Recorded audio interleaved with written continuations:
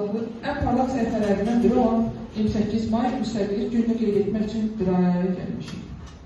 1918-ci il mayın 28-də Azərbaycan Xalq Cümhuriyyəti yaradıldı və xalqımız Şərqdə İlk Demokratik Respublikanın müəllifi oldu.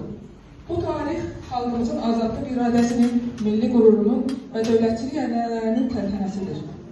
Azərbaycan Respublikasının dövlət himni səsləndirilsin. Thank you.